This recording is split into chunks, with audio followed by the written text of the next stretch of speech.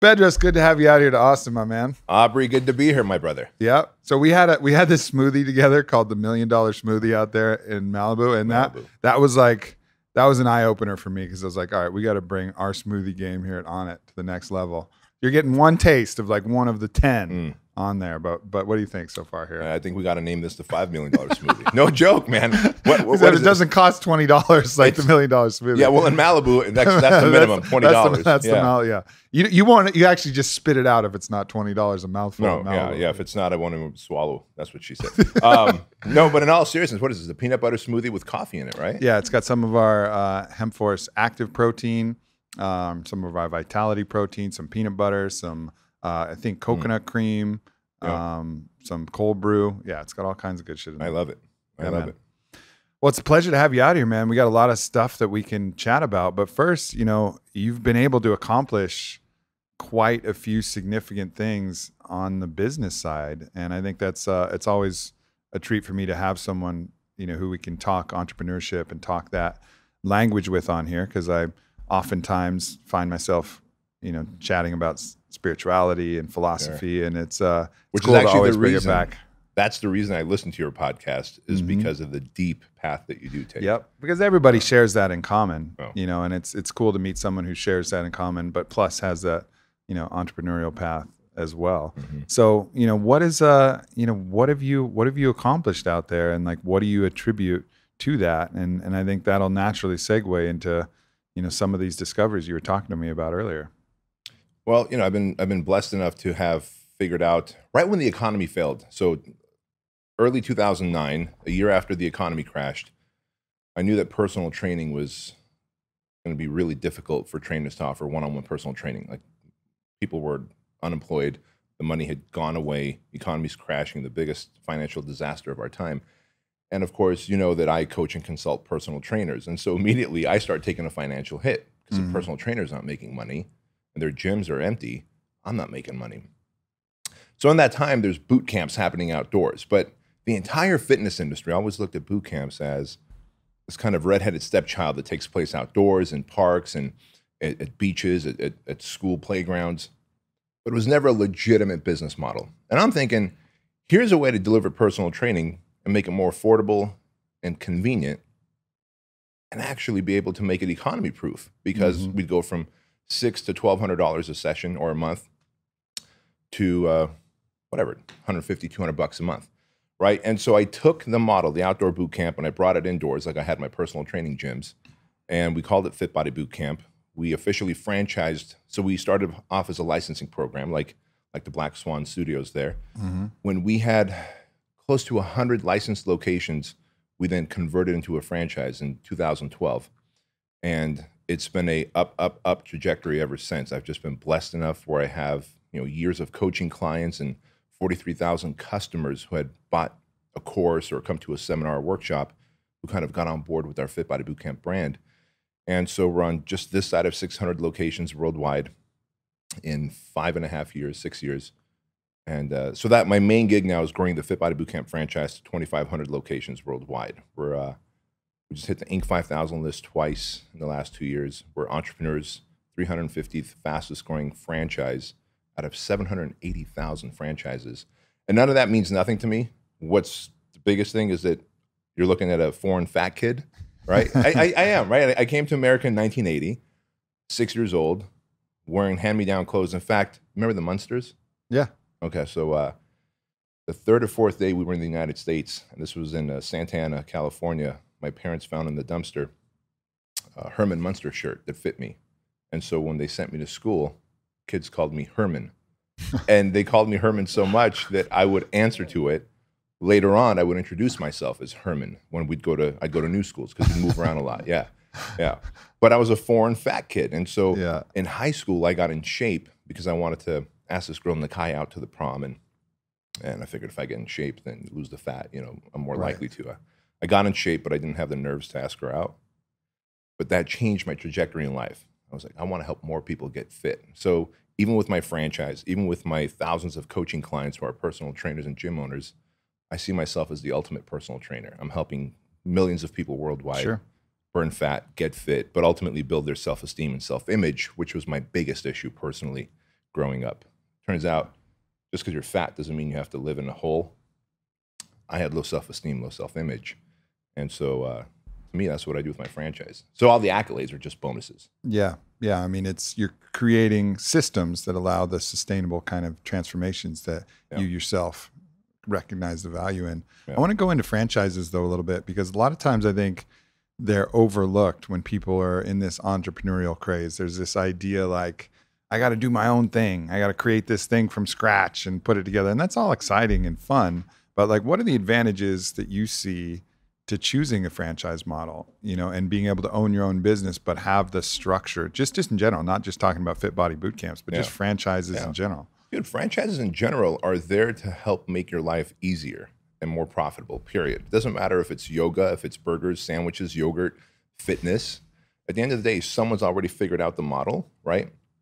And if you figured out the On It Cafe model, and I'm like, gee, this, you know, peanut butter shake is amazing. The smoothie's amazing. I'm going to go recreate it at home. No. Hey, Aubrey, can I buy into the model and you show me what you use? And there's, statistically speaking, there's a 7-time increase in you staying in business after the first 18 months when you're a franchise. That's because someone's already created the model, tested it, proved it, worked out the kinks. You're buying into a working model. I'll take that any day over I'm going to create my own brand, let my ego take the lead, and try and figure it out. That's really got to be a big part of it, right? Like, sure. You know, if you're kind of buying into somebody else's creation, you don't get to take that kind of ego ownership of that project, I guess. Yeah. So I suppose if your ego is that big, then you go and do your own thing. But then you've got to bleed, you've got to suffer, you got to take bigger risks. No doubt. You know, Seth Godin put out an email and he said, entrepreneurs are people who take risks with the outcome being unknown. I dare others, and this isn't a challenge for people to go bankrupt, but I dare others who have an idea, go take the risk. Dude, you had an idea for On It, and you took the risk with the outcome being unknown, with competitors being far and wide all around you. Now, if you're like, hey, I'm going to franchise the Black Swan model, the On It Cafe, the gym system, people would be lucky to get on board with it because you've already gone through the pain, the ulcers, and all the darkness. No doubt. Right? That's the model. There's a whole host of solved problems that we can provide, you know, whereas when you're learning it and forging it yourself, you just get blindsided by all of these different things that come out of the woodwork. And then also being able to plug into, I'm sure you provide some demographics, some location analysis, some lease term analysis, I mean, the whole thing is like, for any franchise, you know, it's really, you're able to understand the business model quickly and then scale up if you can get access to the capital. What people don't see with the franchise, they just go, oh, Subway or you know, Pinkberry, or in our case, FitBody Bootcamp. What they don't see is that all franchises are overseen by the Federal Trade Commission. And the Federal Trade Commission won't let us stay in business as a franchise if we don't have a success rate that's a specific amount. For example, you don't see Quiznos opening up anymore. You don't see Cold Stone Creamery opening up anymore. That's because the FTC has put a stop to that, right? Sorry, people who like fucking toasty subs. Go fuck yourself with those toasty ass subs. Right. We're doubling down on some bullshit Subway right now. Yeah, right. So at the end of the day, really, it's about people. A franchise has created systems for you that you otherwise couldn't create for yourself because you've got the manpower, the horsepower, demographics. Like we can tell you if we're going to, and I'm not here to pitch FitBody Bootcamp, but if we were going to open up a FitBody Bootcamp here in Austin, we can tell you exactly where the ideal Mrs. Joneses are. I mean, that's our demographic, the Mrs. Joneses. We'll tell you where they are, the most dense population, what streets they drive up and down, and what shopping centers you should look for. That's just one element of about 200 different bullet points that we handle for you before your doors even open. Right? Yeah. Like you could do that for me if I'm going to open up an On It Cafe or a Black Swan Yoga. Well, who else is going to go out there and figure that out for me? Right. And I guess the key thing is just finding something that you still believe in enough that you can really put your heart in and it feels like it meets your own ideals in nature. Like the idea that, I mean, I talk about this a lot. Like I don't pat myself on the back for being an entrepreneur. I never want to call myself a serial entrepreneur. I have no interest in that thing. What I had an interest in was creating something that didn't exist because On It didn't exist. Yeah. This wasn't total human optimization in one company that, you know, you cut it through to the core and it's real. you know, the heart of this thing is as real as the extremities of this thing. That wasn't in existence. And so I felt compelled to create it, you know, and that was something that I needed to do. But if there was another on it that existed and I could have jumped in, I would have been like, oh, okay, sweet. Yeah. You know, like let's go with that. Or if another company, you know, even now I see other companies that are dope that are coming up. Like I'd work for Tesla if I was young Aubrey and I was in there and I got in there. You know, I'd work for some of these other great companies that are emerging. Yeah. You know, and I think it's just right now, entrepreneur is such a hot word, but it's also a little bit silly. Like it's just it's a fucking job. Well, it you know, somehow it's became hard. a rock star word. I don't know how that happened. It's a full-time job of someone saying, I see a vacuum in the space. I'm going to fill it with this vision I have in my head that no one believes in other than me. Right? Yeah. That's what you've done. And so I don't envy people who don't envy being an entrepreneur. Like if there's, like you said, Tesla exists and you want to work for a Tesla or an On It, go work there. Be an intrapreneur. Yeah. Work under someone's sphere that does what you like. Like you said, though, no one had created On It. And you're like, fuck it, I'm the guy. Yeah. And if you're looking out at electric cars and you're, you know, Elon Musk, you're like, damn, there's some room here. There's some fucking, we got Priuses. What do we got here? Like there's some fucking room. Oh, and then, but now it's like, you're trying to come up with an electric car company. Like maybe don't maybe don't do that. Maybe just fucking work for Tesla and improve, provide them the ideas and your knowledge base. Like you said, I think that intrapreneur word is fucking great. I've never actually even heard that, but that makes sense. Like apply yourself to your fullest purpose within the organizational structure that you think is awesome. Yeah. At the end of the day, it comes into belief. Like if you have belief in Tesla and On It and the FitBody Bootcamp model, do you want to go create and compete against them, or do you want to work alongside them and be that intrapreneur? But I think, again, goes back to the word we used earlier, ego, because ego says, fuck it, I could do it better, right? And then you end up either ruining your marriage, your health, your finances, other people's finances if you borrowed money from them. Or I could just say, you know what? Aubrey's already created this whole awesome environment, and I think I want to work in the cafe department of On It. Let me in, which, by the way, if I worked here, that's where I would be. that's where I'd like to be. I'd like to just let somebody else take this test. I'd be serving myself up. Sit in the cafe and make smoothies and fucking bullshit with people. It's my favorite place in the whole company. It's like the modern day Cheers in there when I walked in, dude. It really is. Yeah. It's such a great vibe. It is. It is a special place. So one of the things that I think a lot of entrepreneurs do have in common, though, is the motivation behind creating something massive. Yeah. Generally comes from a lot of pain and a lot of feeling like you need validation. And again, that's an aspect of the ego. That's one of the darker aspects of the ego, this feeling like you have to make yourself more significant because in some way you weren't enough growing up. And you find that, you know, so common in every entrepreneur that I meet. And that's, you know, a story that's pretty common for you. And you've kind of recently gone down a journey to really understand that about yourself. Why don't you let our listeners know where that came from? So I was telling you earlier, about 4 or 5 years ago, I was suffering with crippling anxiety attacks. Like the first one I had, in fact, I thought I was having a heart attack. And here's why. Let me just clarify why. People go, you're awfully dramatic. That was just an anxiety attack, not a heart attack. So out of nowhere, dude, my throat starts closing up. My heart starts racing. I'm sweating. I go tunnel vision. And so far I'm thinking something's wrong, but I'm not thinking heart attack. It wasn't until both my arms start tingling, and all I remember is reading in like some health, you know, textbook as a kid, like when the right arm or the left arm is tingling, the person's having a heart attack, right? I'm like, holy crap, I must be having the big one because both arms are tingling, right? I mean, that's all where my head went to. And I was in my guest house. The night before I was playing the drums, I keep my drum set in the guest house, which is why I asked you who plays the drums over there. But the night before I was playing the drums and I played barefoot, I'd left my shoes up there. In the morning, I went up there to the guest house to get my shoes. I bend over to pick them up, get up, and I'm having this anxiety attack. And so the only thing that's running through my mind is if I can just make it out of the guest house, you know, go down the staircase and knock on the door of the main house, my wife would be able to resuscitate me if I'm dying, or at least call 911. Mm-hmm. But as I go down the staircase, I don't know if it's the fresh air or just a movement, I came to again. I was in a sweaty mess, but I felt okay. I'm thinking, man, I just dodged a bullet. And so the next day, of course, I go to the doctor. I'm like, hey, man, I think I had a heart attack. But I dodged a bullet. What gives? They do the whole EKG test and like, look, your heart's fine, but are you stressed? Do you have anxiety? I'm like, I don't think I have anxiety.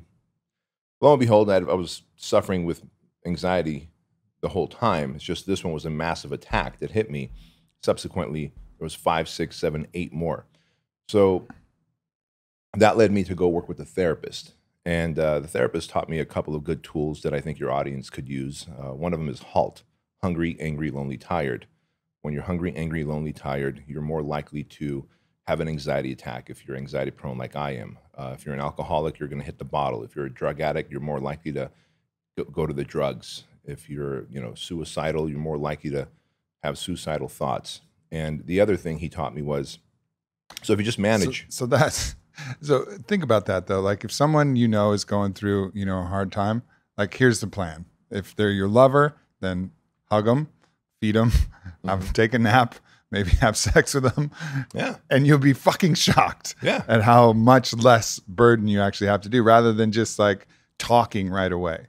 Everybody wants to talk. Everybody wants to like talk. Well, let me talk about your problem. Well, if those base conditions in the body are still like screaming, it's going to be way, way harder. Like one of the best shamans I've ever known, Maestro Hamilton Souther, he always says energy levels matter. And he's speaking about the same thing. Like a lot of times you're going through, oh, I'm having this spiritual crisis, blah, blah, blah. He's like, well, how much sleep did you get?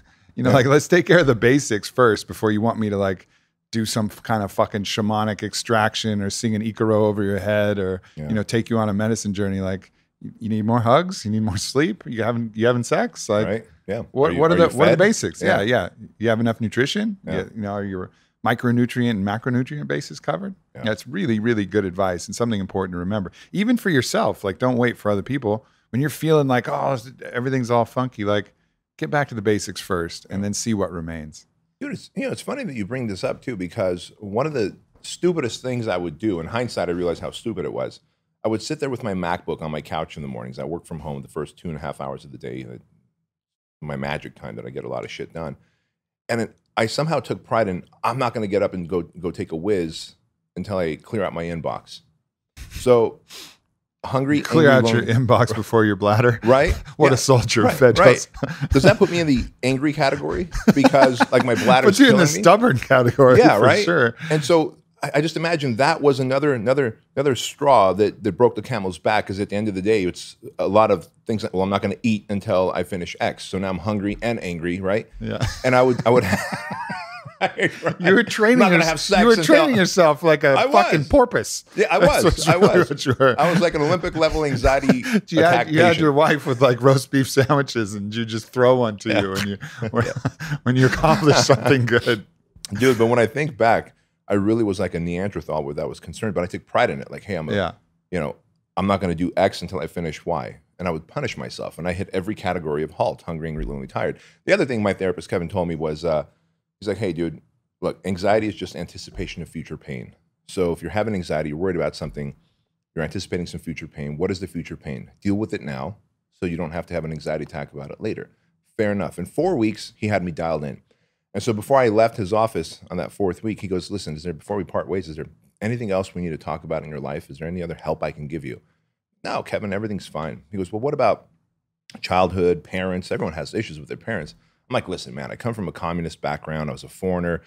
We don't get put on restrictions. If I was bad, we get beat. And you just try and fight your way out and go lock yourself in the restroom until dad calms down.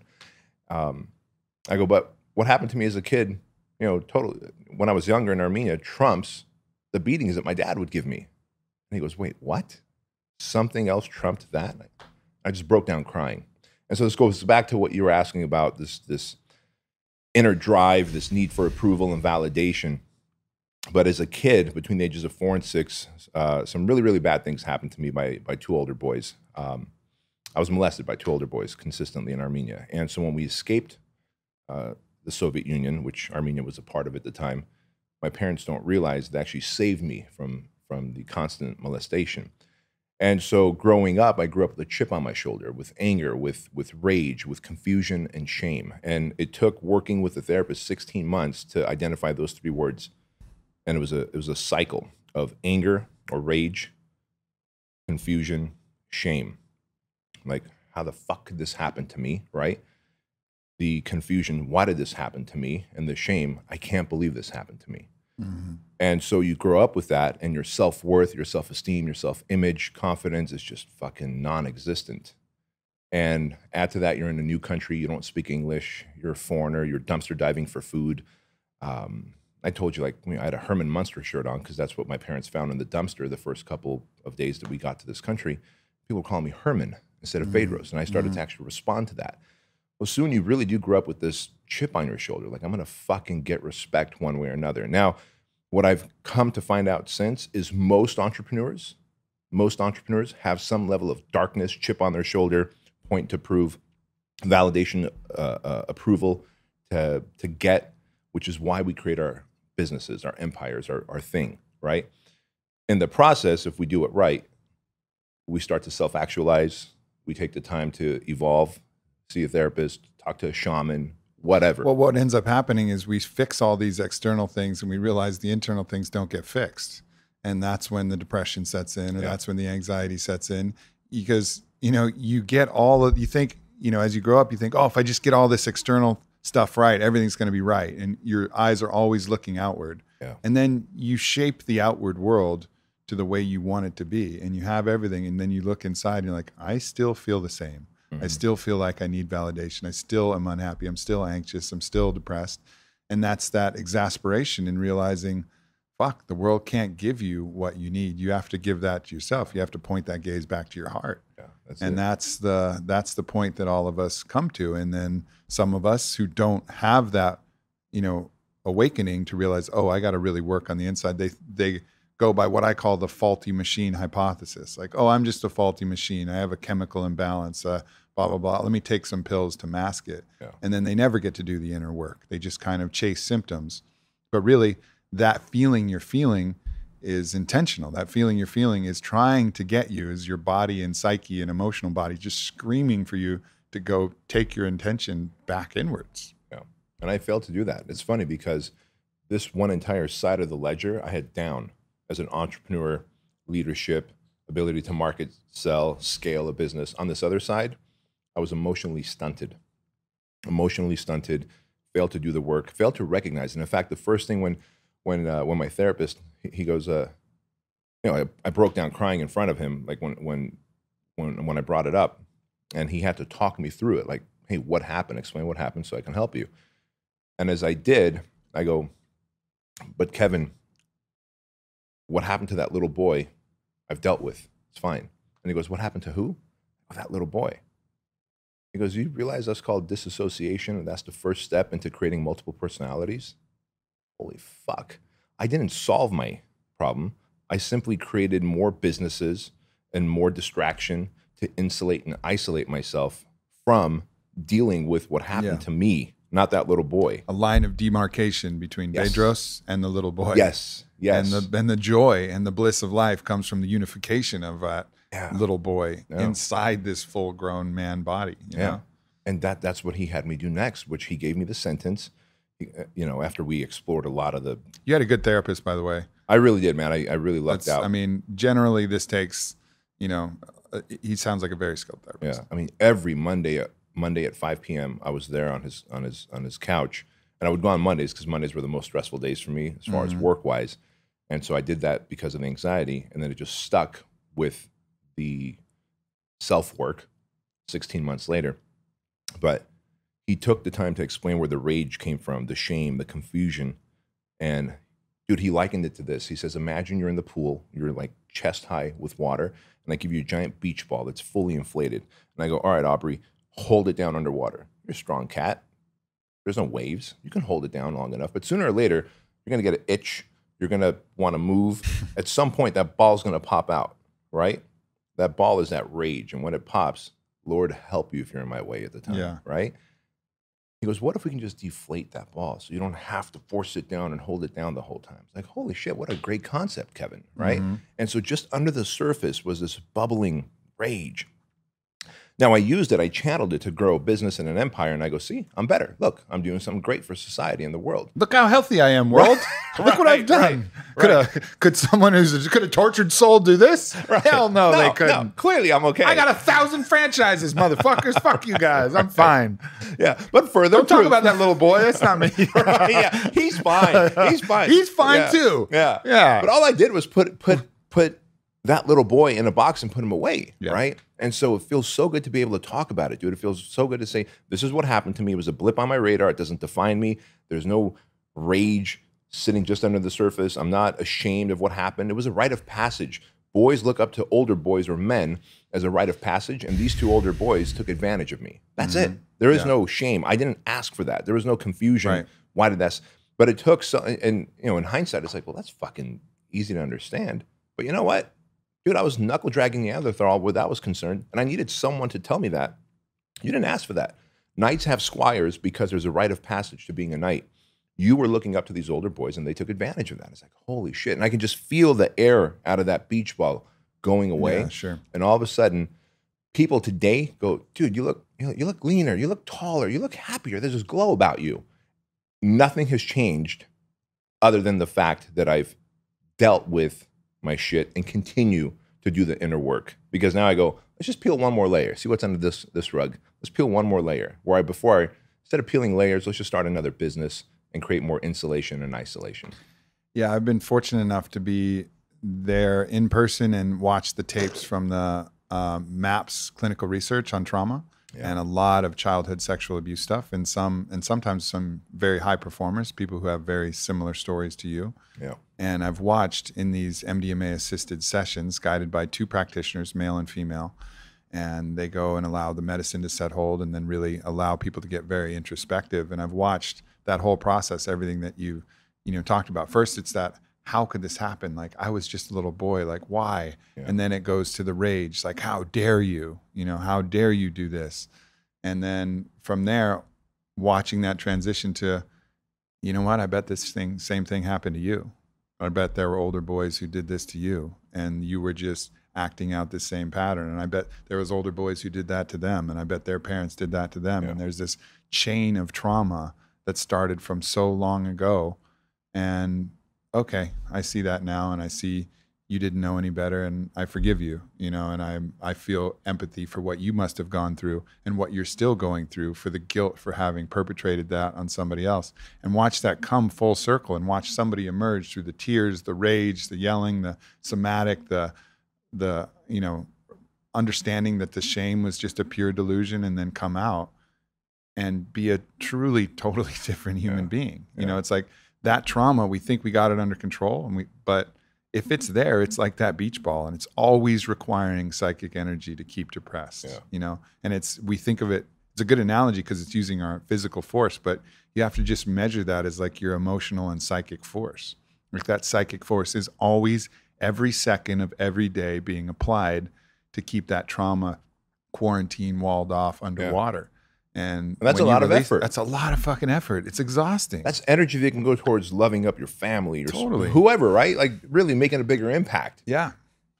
Yeah. Holy hell, man. It's like one of the most important. That's why it's the cause that I'm pushing the most effort into, because we all carry that shit. My story is not nearly as dramatic as your story or a lot of these other stories, but nonetheless, trauma built. In its own specific way, because even the withdrawal of love, which was the pattern from my father, and he wasn't super physically aggressive, but emotionally like a total tyrant in certain cases. One comment, 5 days later, he would corner me, throw me down, and yell at me for an hour until his rage had gone, and that triggered this crazy, as a little kid, the impact of that was significant enough that even me had to deal with the own ramifications of that, my own self-doubt and criticism of and awareness of everything I'm saying. How am I going to offend somebody? I got to make sure my dad's happy, and this kind of pleasing of father figure mentality and all of this shit downstream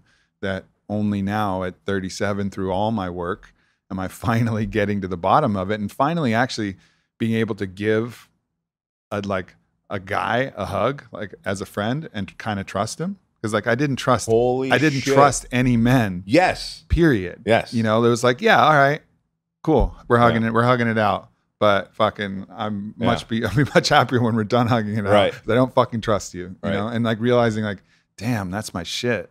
That's my shit from patterned early from my dad and you know, other shit that happened. And it wasn't even that dramatic, man. You know what's funny though? It was, because as Kevin, I keep going back to Kevin like he's become the shaman to me, my therapist. Yeah. And the funny thing is, I hope he doesn't. Well, you know what? If he listens to your podcast, all the better. But he looks like Einstein minus the eyebrows. The man's got no eyebrows. And so the first like 5-6 weeks, I'm just constantly looking where the eyebrows should be.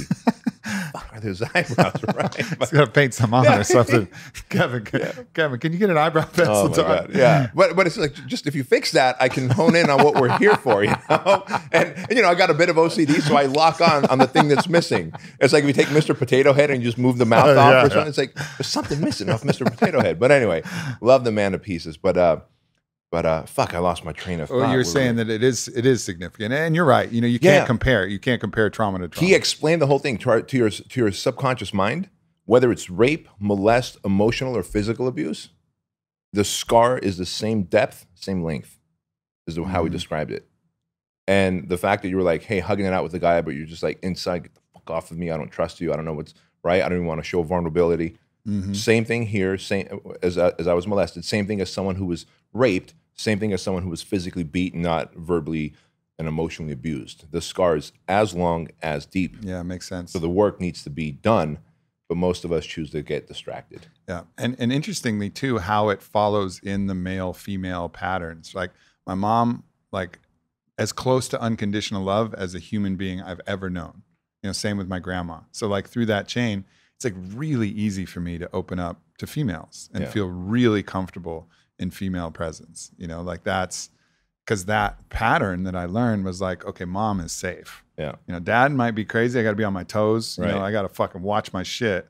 This powerful dad, you don't know, it's like a volcano. You don't know when that shit's going to erupt. Yeah. But mom, I can relax. I'm a mom now. And then, that's the pattern that's going. And then, you know, obviously for people who haven't had either mom and dad are off, then, you know, then it's everybody, you know, and I feel very, very fortunate that on that side, I've had at least one side of the biological spectrum where I can just collapse and I don't have to do that work. Cause fuck, it's been a truckload. And I was blind to it too, honestly. Like this is a revelation of only a year or two ago. And this is after 17 sessions of ayahuasca and all this stuff to really realize like, man, I can't hug a dude.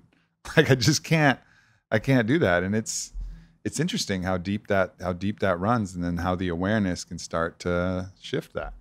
Can I ask how the relationship with dad is now, if there is one at all? Yeah, unfortunately, he's not mentally well anymore. So it's too bad, because it would have been nice to have this actual physical, you know, because he was great in a lot of ways too. He was brilliant. He taught me a lot about logical reasoning, and we had a lot of fun as well. But unfortunately, yeah, he's not mentally well anymore. So I won't be able to have that kind of physical kind of acknowledgement of that. Sure. But, you know, I ended up playing that pattern out with other male figures in my life. Like the paternal archetype was then transpositioned on other powerful, influential people. Yeah. And I've been able to now watch my friendships become more real, my trust become more real, my comfort. Like I'm not trying to please them or worried about what I'm saying. And I can actually be just truly a better friend. Yeah.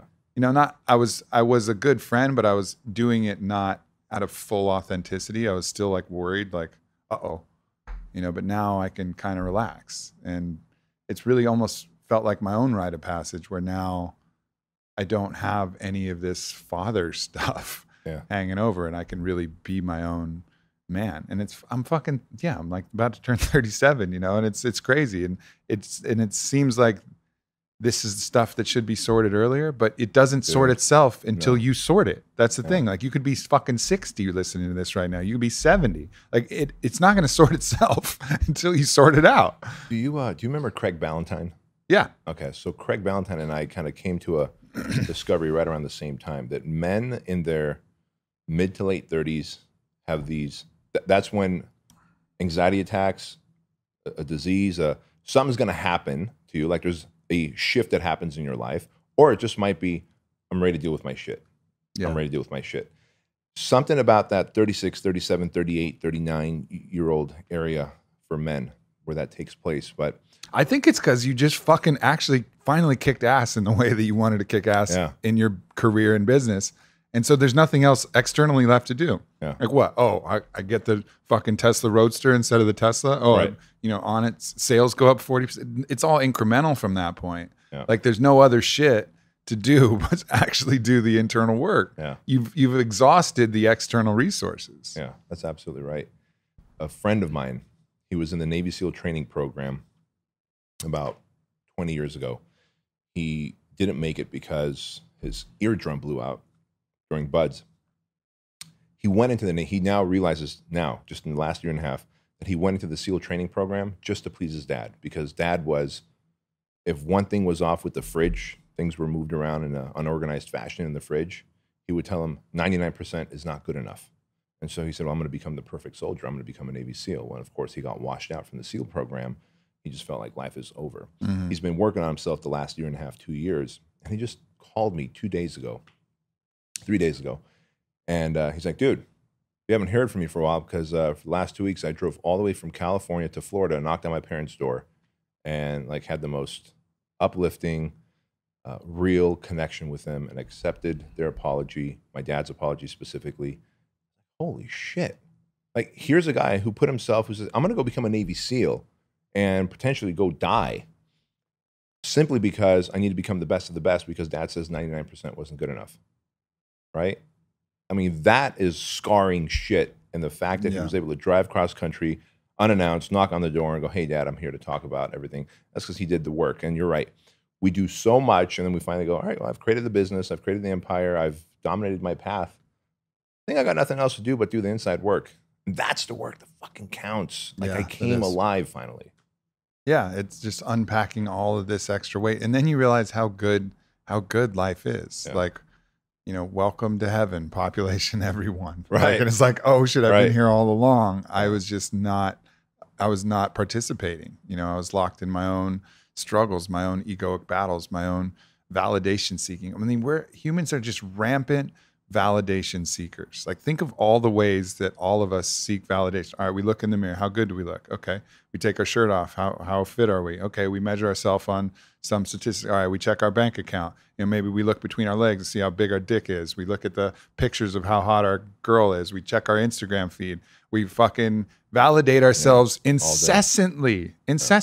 But you know what? It never makes you feel any better, because the only reason you're valid is because you're human, man. Like, we're all valid. Yeah. We all carry that piece of divine love in our heart, that's what makes us valid. It's none of this external shit. It's that we're alive. That's all you need. So, and that's the existential crisis that I think we get in. And it's not that you're saying, all right, never do any of that, never validate yourself, but understand that those are all just the games. As the Toltecs say, that's your controlled folly. Like, you should be able to laugh at that.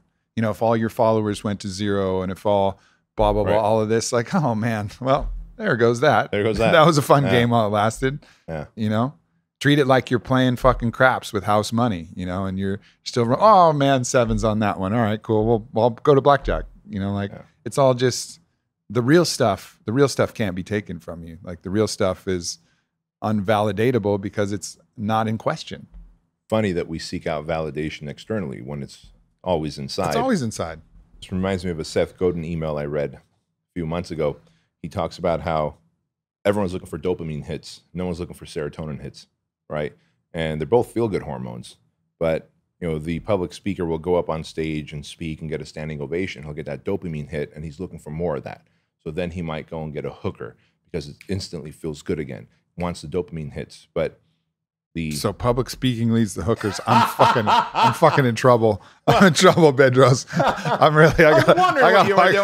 I gotta watch out because I'm doing a lot of speaking these days.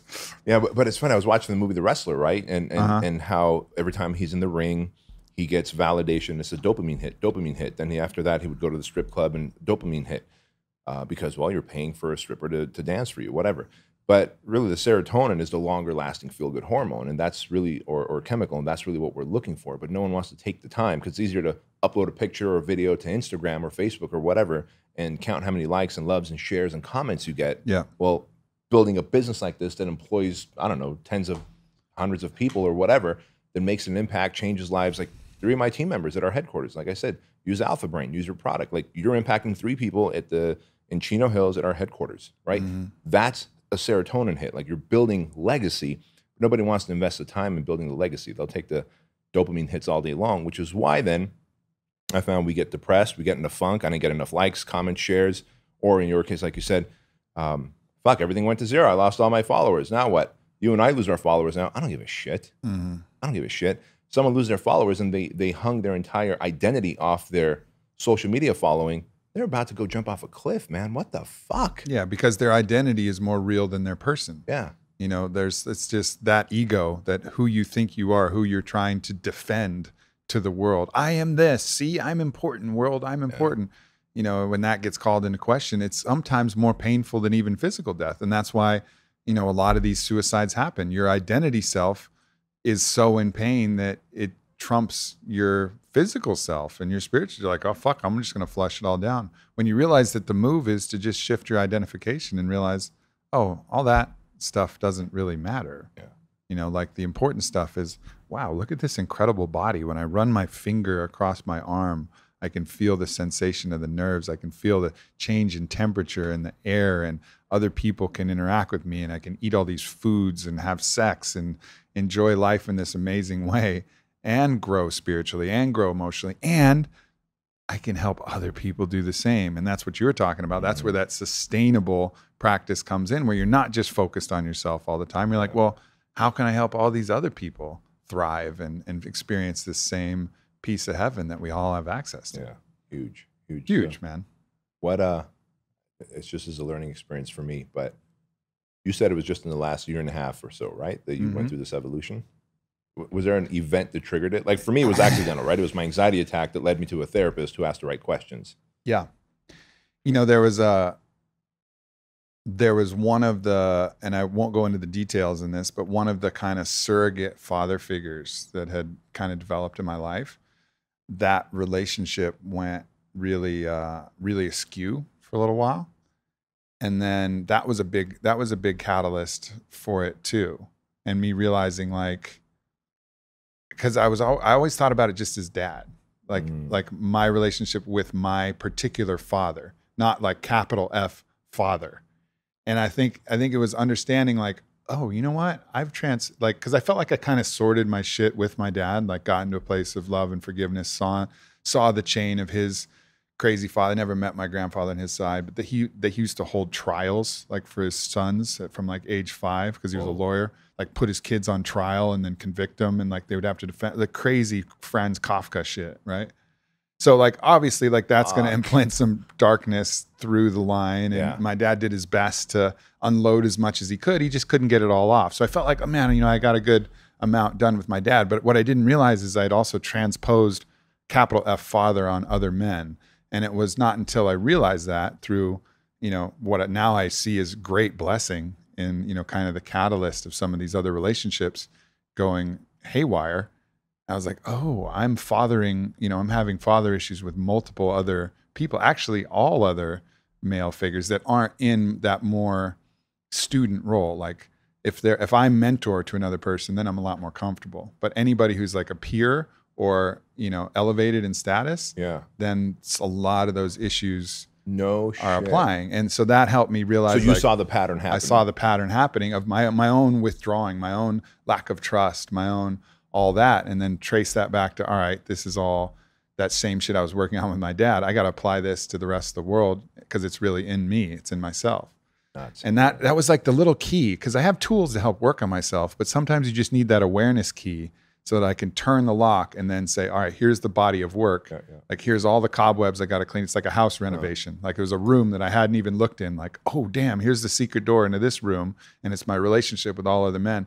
I got to fucking bring in some light, bring in some sunlight, open the windows, start cleaning out the cobwebs, start scrubbing the floors. And that's been the process. You know, it doesn't happen in an instant, but once you open that door and you see, like, all right, here's the mess, then for me, you know, I have the tools, I can start to clean it.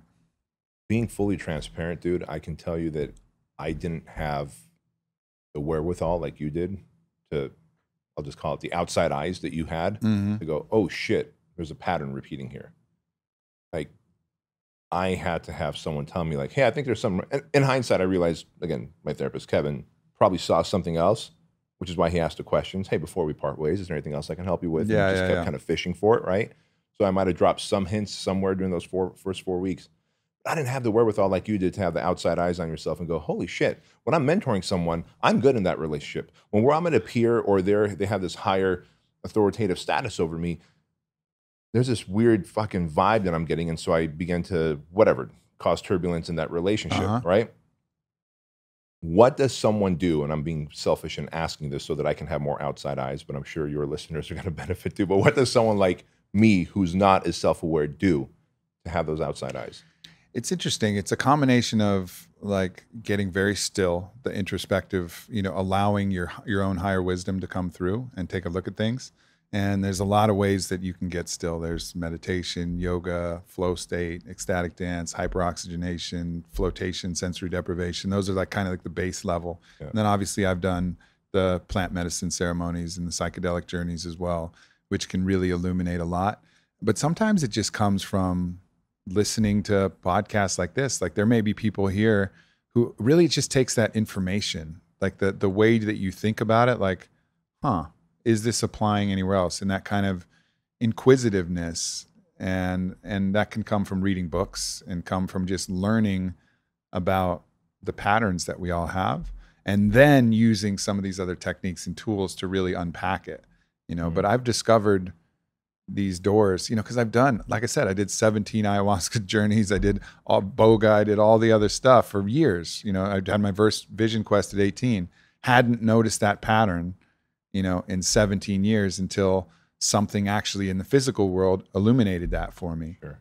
And then I had enough knowledge from my own work, from books I'd read, from emotional processing, understandings from philosophy. And so I think it's really it's a totality. There's no one way to just get a spotlight on it. It's a totality of knowing yourself, observing your own emotions, learning from different other spiritual masters, and then learning how to get still and tap into your higher wisdom. It's funny because it's just been in the last 2 years that I've allowed myself to get still. Yeah. I certainly had the time and capability, but I kept finding things to fill in that time, right? To not get still. Yeah, that's it, to get still. I love that. Super, yeah, because your higher self speaks to you in a whisper. It doesn't yell.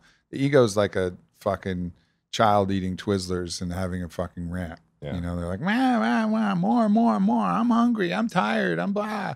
And then, the true self, the higher self, is just speaking to you in whispers. Like, it's okay. You're going to be fine. That was a huge takeaway there for me. Yeah. And then so listening to those whispers, you got to still that other part of your mind and get quiet. And then the whispers will start coming. Do you run workshops? Because I think I've got your first volunteer here. Yeah, I do sometimes. Yeah, I have done before. And I use some different experiential techniques to get in there. I really love, especially for men, I love ecstatic dance. Like that's one of the most powerful tools, transformational tools I've seen, because we carry as men a lot of psychic kind of constriction in our body. There's certain patterns that a man can move in, always forward, always, masculine, always in this certain way. And the ability to move the body freely, to like open up and surrender and just look silly, look crazy, move around, move your hips, move your body, move your arms, and just connect the music to your body directly without the ego being a judge.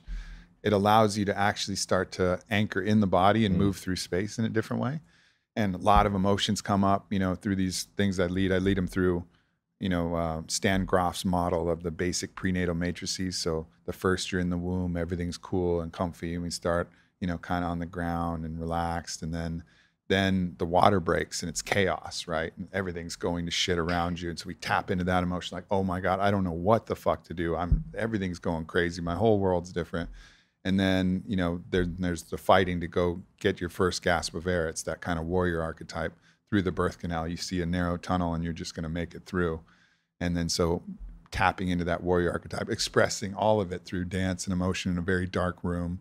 And then finally birthing out into the ecstasy of life after that, when you're a sweaty mess and your body is free and you've just released all of that energy. And it's a pretty powerful process because, you know, as we carry these mental psychic constrictions, we also carry these physical constrictions. And sometimes even letting the physical go will help the mental let go too. So there's a great book on that where called The Body Keeps the Score. Like all of the, right?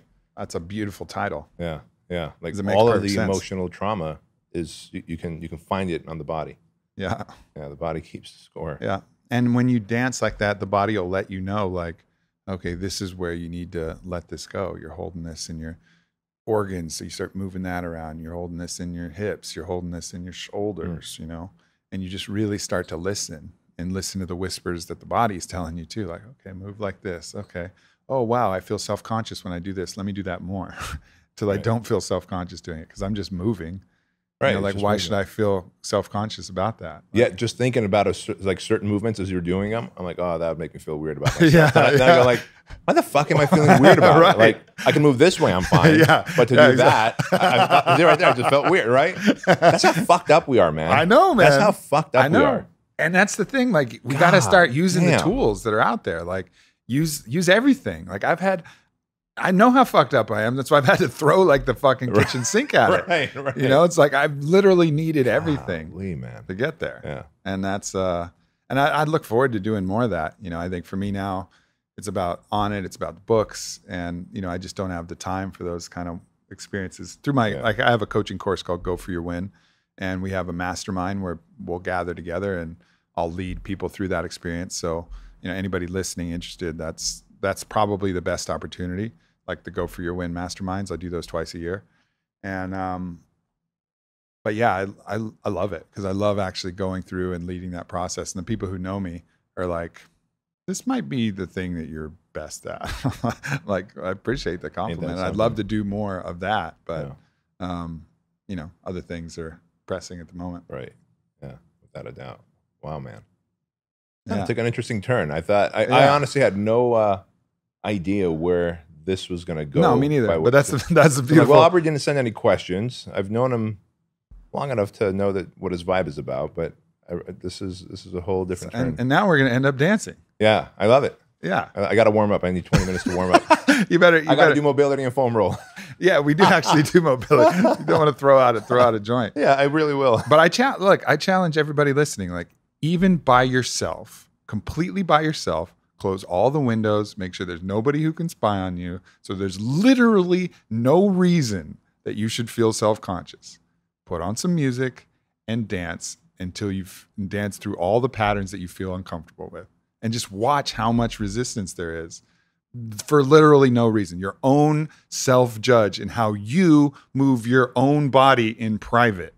And watch how much shit comes up. I will be the voice of your audience for a moment since I listen to your podcast regularly, so I figure I qualify. What type of music do you recommend in that exact scenario? Close the windows, doors, no one's watching, turn off cameras. What type of music do you recommend to get one most into that group? Yeah, you know, I think that's kind of a personal preference, but obviously like hip hop music, I love dancing in a club, but that's very kind of ego-driven music. It's like, look at my money, look how cool I am, but it's going to lend itself to more self-observational dancing. So like more world music with some more kind of tribal drum beats, whether that's more of a samba vibe or more of like a jungle vibe or more, you know, like my good friend Porangi has, he just came out with a soundtrack ayahuasca remixed album.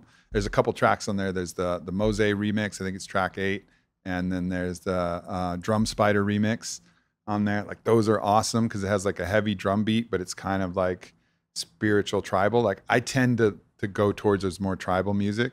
And then yeah, like capoeira music is nice to kind of get warmed up and just start to flow. Like I like to start flowing with something like that and then move into something that's even more like positive EDM house, you know, will end up is usually where I end up when I'm really loose, is something with like a faster like EDM beat. Tribe Called Red is another great one because it's EDM mixed with Native American crying. That's probably actually my favorite. So if you're doing it, a Tribe Called Red, EDM plus like traditional Native American music, and that would be a great place to start.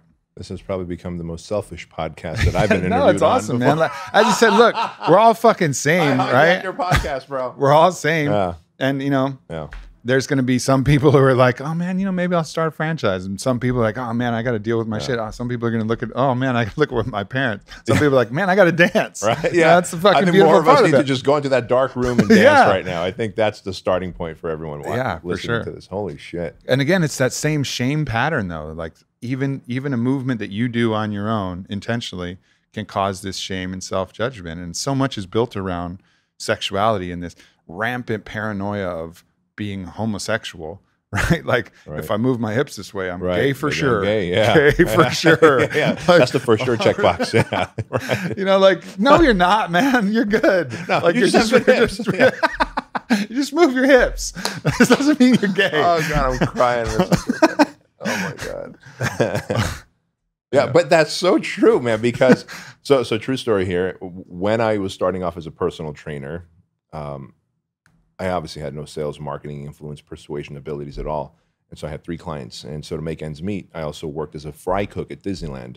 Many people don't know this, but Disneyland is the happiest place on earth because there's a high population of gay folk working at Disneyland. Mm-hmm. So one of my good friends, his name is Randy, he's like, hey man, I hear you complaining that you need more money. Holidays were coming up. I was in my late 20s then. And so I'm a personal trainer and a fry cook at Disneyland. He goes, listen, there's a job at the gay club that I go to. You're not, offended by gay folks. I'm like, Randy, I'm around you guys all day long. Like, fuck do I care? He goes, well, it does pay more than a regular bar would. And I was going to be either a bar back or kind of work as a bouncer. Mm-hmm. By the time I got there and applied, the bar back position was taken, so I was a bouncer. But I remember thinking, like, literally as I'm watching people dance, I'm like, oh, see. They can move that way. They can move their hips that way because they're gay, right? So that kind of got deep-seated. So as we talked about this, I'm like, holy shit, there's dance moves that checkbox the I'm gay box, right? But the reality is, why the fuck can't we do that? No, of course. It's just stupid, right? Of course. Because we put ourselves in the box, well, if I do this, I'm gay. If I do this, I'm racist. And guess what? If you're gay, better find out. Yeah, now's the time to open the fucking closet door. Yeah, go for it, man. Like, what are you trying to do? Like, what standards are you trying to live up to? Yeah. If you want dick and vagina and both and whatever, as long as everybody else is happy with it, so what, man? Be you. You're good. You're validated. Like, don't worry about what your parents or what society said. Like, whatever you are, it's all good. I think I might change my status on Instagram to gay. Today's the day. Just be like, whatever. Everybody, whatever. Feel good. Whatever. Validated. Doesn't matter. Yeah. Validated. Yeah. It's good shit, man. Yeah, man, for sure. I appreciate that. Where can people find you? Best place to find me is on Instagram or Facebook, Bedros Keuilian, or my blog, bedroskeuilian.com. Sweet. Yeah. And I'll get the spelling out there for people who might not understand how to spell that. Bro, that's a foreign name. Pedro is whatever. I'm like, hey, Pedro, I have a question. I'm like, Pedro mows my lawn. I'm Bedros, man. Come on, fucking give me a break, Herman. Oh, yeah. I'll answer to Herman, too, or just say Herman. You're better off calling me Herman than Pedro. Yeah, that's funny. That's awesome. Touche. You just Jerry Seinfeld that one. You just brought that all the way back around. I like that. I appreciate you coming on, brother. That was Thanks great, for the man. opportunity, Yeah, man. great to hang with you. Thanks, everybody. Peace.